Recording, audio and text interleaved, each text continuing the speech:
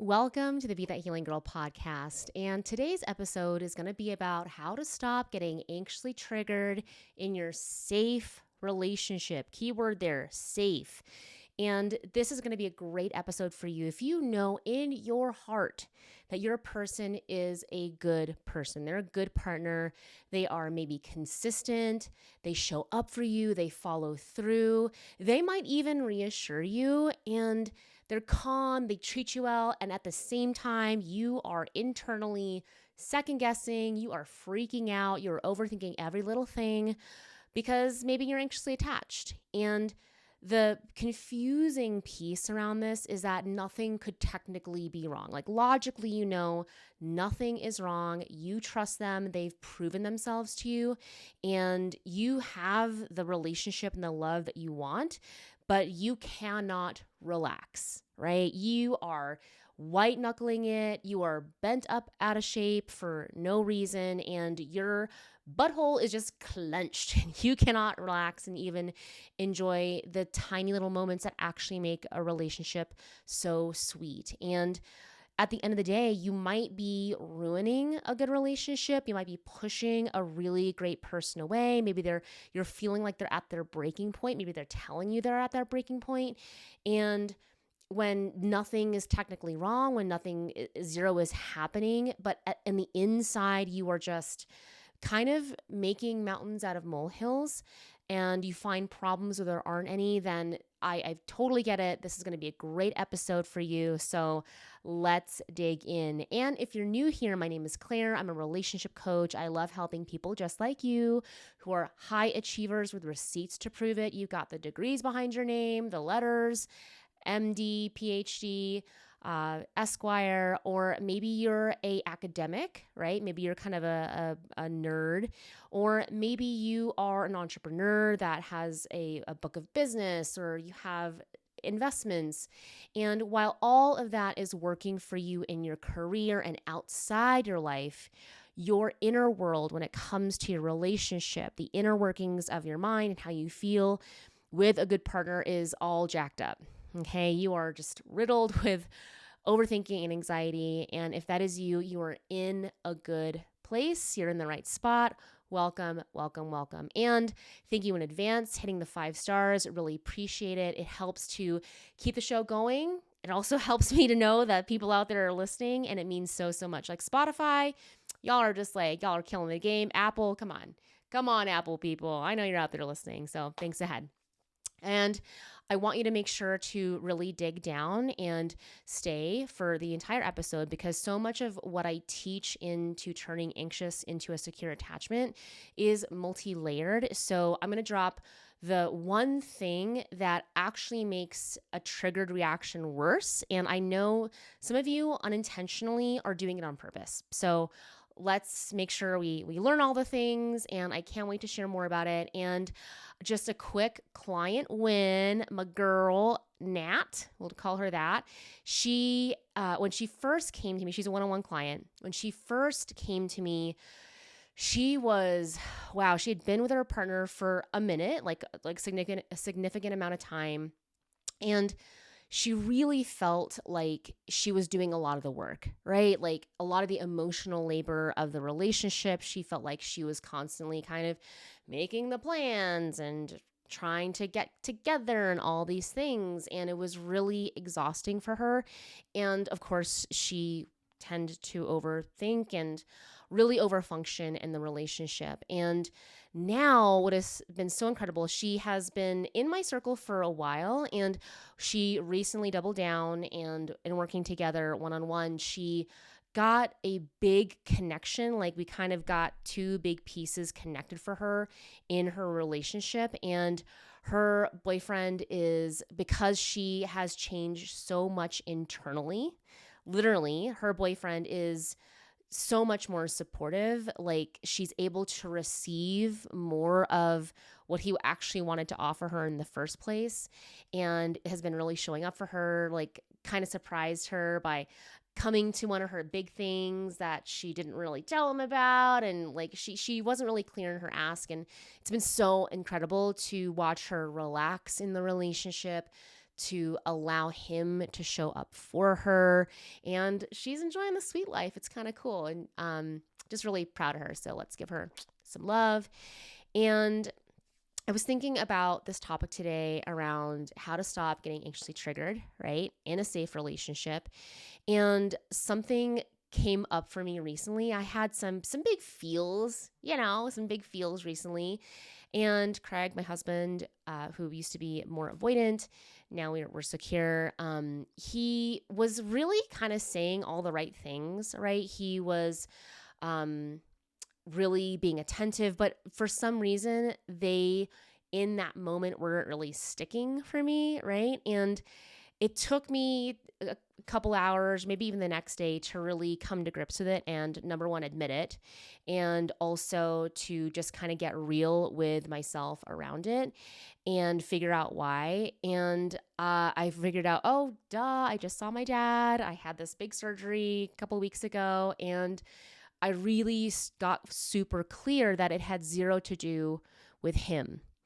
And I noticed that with so many people, especially clients and people that struggle with anxious attachment, that so often we think, oh, it's if they just did this more, I would feel better. If they said more nice things, they told me I love me more, I would actually feel better. And I almost caught myself going into that little rabbit hole. And it was a big eye opener around, oh, wait, yeah, duh. Like I was able to kind of get really, really clear. And I know for sure, I was thinking about that moment, how this is connected to how to stop those anxious triggers in a safe relationship. So let's get into it. Now, one thing I know is that you might be telling yourself, right, to not worry, right? So when I think about what tends to happen a lot is you kind of know the cycle, right? And in some way, shape, or form, you're aware of how you're overthinking, and that little spiral is a loop. It's a bit of a cycle, right? And a kind of like subset of that, a part of the spiral is like you might be telling yourself not to worry. There's nothing to worry about. Logically, they told you about the thing. You have it on your calendar. They're going on the business trip. Like logically, that they have shown you how amazing they can be, and or that there's nothing wrong, and that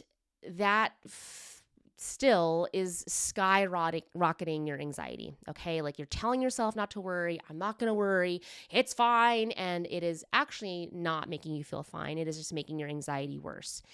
And one part I know that kind of is part of the internal monologue a lot of times is that you might think to yourself, okay, I'm going to work really hard at not getting triggered. Okay, I'm going to be cool. Like, it's fine.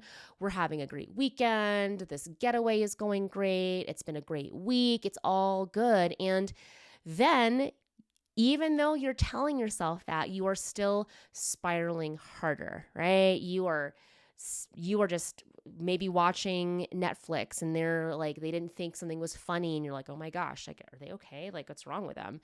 And so a big piece of this is also you might really identify with being super strong, super capable, right? Super able to handle hard things. And the thing that happens when you are in this active loop of I'm not going to get triggered, like I'm cool, it's fine, and you're spiraling harder, the thing that's happening for both you internally and in the relationship is that this is a break in trust.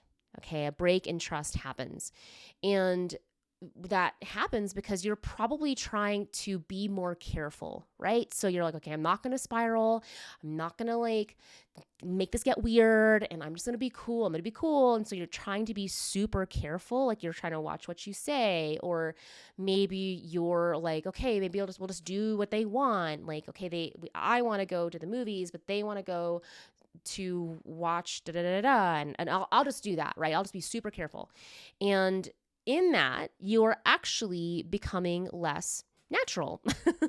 You're not being yourself. You're kind of putting on a performance. And when we are being more careful, which leads to us being less natural, it creates more tension, right? It actually creates more tension. And just take a moment to really think about that. Do you feel that? Do you feel that weirdness or tension? And that can also make us over explain, or, okay, so, well, I'm just feeling like I got the Sunday scaries and it's super weird. Or you hold back. You're like, oh, no, it's fine. I'm no big deal. Nothing's wrong. And nothing is actually landing in the communication that you're having, right? So it's kind of like this, again, like not just a spiral of overthinking, but it's actually a pattern and a loop inside the relationship, in these different little dominoes that are happening that are making the connection feel murky or hard, and you feel disconnected.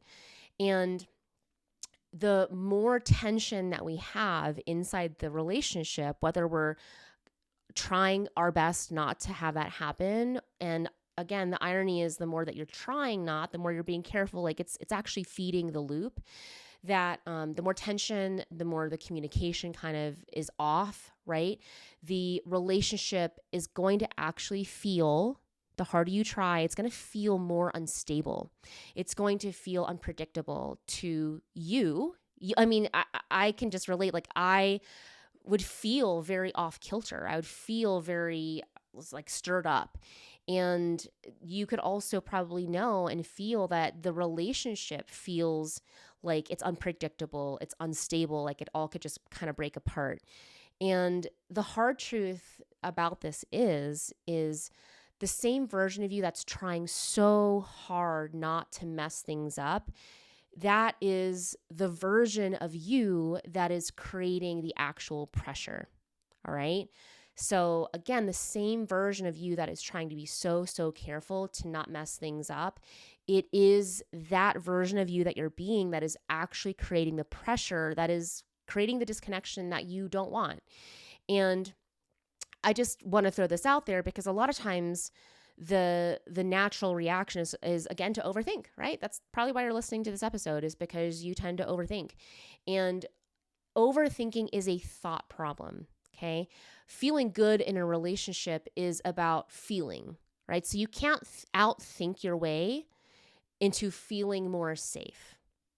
You just can't. I hate to break it to you. So the more you try hard to think of the solution, what can I say? Like, you are actually moving in reverse. You're not moving in the direction of relieving the pressure or feeling more connected or feeling better, because you can't think your way into feeling better. That doesn't work. They're two different actions, two different verbs. So a good way that I like to think about this is telling yourself not to worry. Telling yourself, I'm not going to worry, I'm not going to be weird, it's going to be fine, I'm not going to be anxious, is like thinking about the pink elephant, right? Don't think about the pink elephant. What are you going to think about? Duh, the pink elephant. And when we start to get into that train of thought, it is like you're, instead of removing yourself out of it or changing that, you're enmeshing yourself into it. So don't think about the pink elephant doesn't work, because you're literally saying it. You're actually embedding it into your way of thinking, your way of feeling. You're still wrestling with it. You're still interacting with it. And you can, tell yourself not to worry, not to spiral, but literally by doing that, you're actually connecting more with that. And a big piece that I noticed with this is that when you think that you're being easy, right? Like, okay, I'm just not gonna I'm gonna be cool. That was kind of like my way of just handling things. Like, I'll just be cool. Like, it's gonna be so cool. Maybe the cool, chill girlfriend. I'm so chill. And really, the thought behind that is I thought I was being easy, but all that effort into being easy is actually making it harder to feel connected, I don't want to scream in this, but it's making it hard for you to actually feel connected. And the work to not be triggered is working against feeling how your relationship can be easy, right? So working hard to not be triggered is the opposite of feeling ease in the relationship. Okay. Now, I also just want to say that that's doesn't mean that we have to be a doormat. That doesn't mean that like we don't have things that we want to say. I mean, there's a huge difference in like, okay, I'll just be easy, and a lot of times that is being a doormat. So when we give ourselves that permission to, okay, something is coming up for me, and I'm feeling some big feelings, and we, you know, allow that to be okay. And when we stop engaging with working so hard to not be triggered, and we have ways to navigate that, the relationship, when we do that, the relationship actually does feel easy. And when you stop trying to get it right,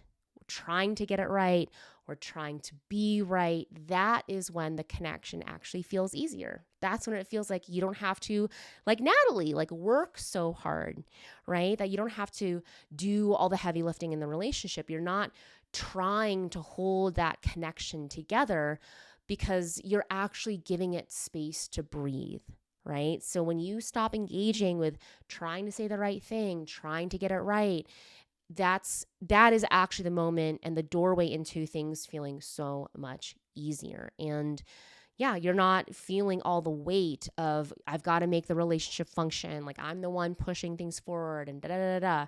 And it actually gives the relationship space and the movement, the relaxation, the ease to feel connected. So that being said, I am revisiting something that I have been doing, and then just with the surgery and all the things just felt a little challenging. So I'm bringing this back where I answer some questions from my community.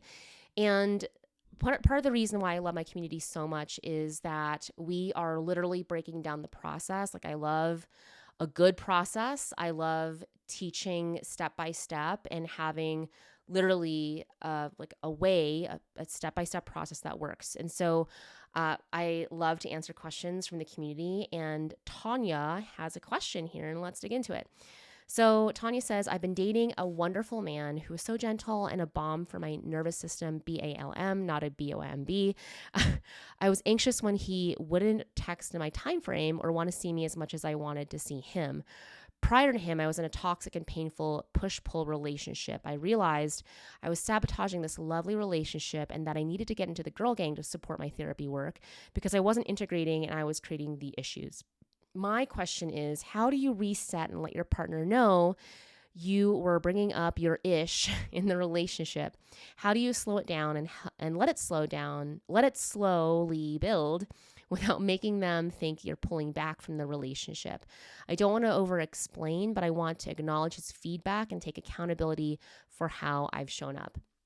And Tanya, I totally get it. What I can notice around that is you are making, well, first of all, you have an awareness that, oh, okay, that there's something on my part. And in fact, I think that is not always easy. When I look at people that are starting their anxious attachment to secure journey, it really is like it kind of can go different ways. Like, I'm all jacked up and I just don't deserve this person, or this is just how I am. I guess this is me now. And what I'm loving that I'm hearing from you, which is a good sign, especially if you just like plug in and do the work in the community, is that when you start letting go of how do I do this right? Because right now what I'm seeing, like, how do I slow it down and how do I let my partner know? I mean, in my book, I see this a lot. When we let go of the desire to be right, and when I say, like, I gotta say it right, I gotta do it right, there's a right way. I used to take a lot of pride in being a bit of a wordsmith. Like, I'm just gonna like really figure out exactly what to say so that I don't mess things up and I don't push them away. And when we start letting go of that idea of perfection, that automatically creates the opportunity for connection. So we let go of this idea that I have to say it right, I have to do it right, I have to be perfect. And that automatically opens the door for more connection.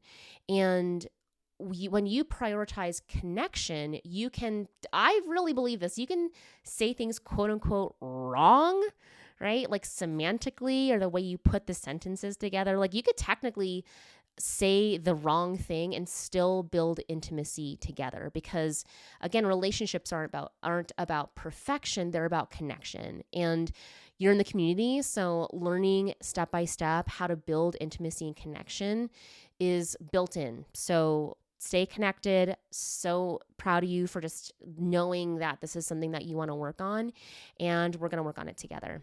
And I am so stinking proud of all of you. And I just want you to remind you that you're not stuck because you don't know enough, right? You just need to learn how to feel things differently. All right, angels, I'm thinking of you. Love you. Mwah.